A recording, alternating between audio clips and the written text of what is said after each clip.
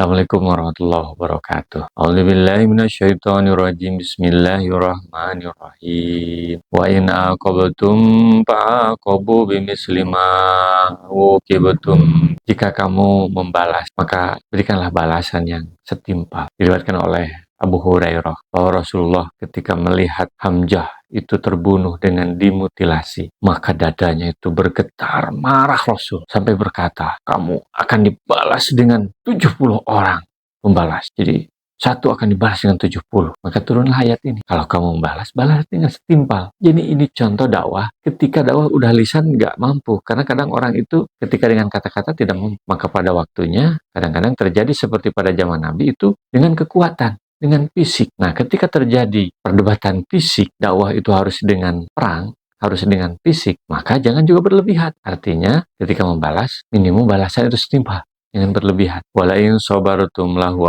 khairul lisabirin. Dan kalau kamu bersabar, maka tentu kebaikan itu untuk orang-orang yang sabar. Jadi ternyata menahan amarah ketika mendapatkan kejelekan dari orang lain sebagai tujuan kita sebenarnya baik, kesabaran itu adalah lebih baik. Wasbiru wa ma sabruka illa billah, dan bersabarlah kamu. Dan kesabaran kamu itu sebenarnya atas pertolongan Allah. Jadi musuh yang paling besar justru ketika terjadi peperangan fisik adalah diri kita sendiri. Peperangan yang terbesar adalah mengalahkan apa yang ada dalam diri kita. Menahan emosi, terutama ketika marah misalnya. Ketika ingin memberikan balas dendam, maka bersabar itu lebih baik. Jangan memberikan balasan yang lebih jelek. Wala tahjan alaihim, dan janganlah bersedih terhadap mereka.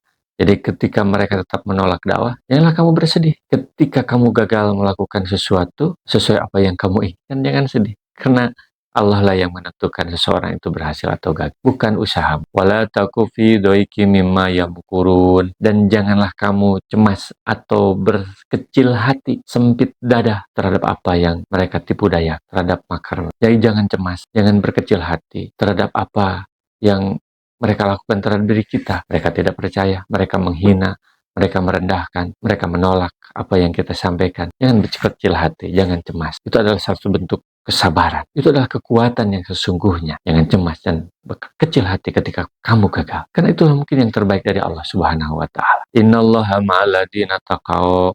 Sesungguhnya Allah bersama orang-orang yang bertakwa. Siapa yang bertakwa itu? Yang bersabar tadi, yang tidak berlebihan dalam melakukan balas dendam, yang tidak berkecil hati, yang tidak cemas terhadap apa yang akan terjadi, yang tidak terpengaruh oleh sikap orang-orang di lingkungannya yang tidak baik terhadap kita. Waladina hum muhsinun, dan orang-orang yang mereka berlaku baik. Balas keburukan orang lain dengan cara berbuat baik. Jadi jangan sarwana, jangan sama dengan orang-orang yang buruk. Kalau mereka melakukan keburukan, kita lakukan kebaikan. Itulah yang terbaik. Dan Allah bersama orang-orang yang berbuat baik. Shadaqallahul adzim. Semoga bermanfaat. Assalamualaikum warahmatullahi wabarakatuh. Rasulullah SAW bersabda, baligu anni walau ayatan, sampaikan dariku meskipun satu ayat. Mari kita sebarkan jalan kebahagiaan dengan like, share, dan subscribe channel ini.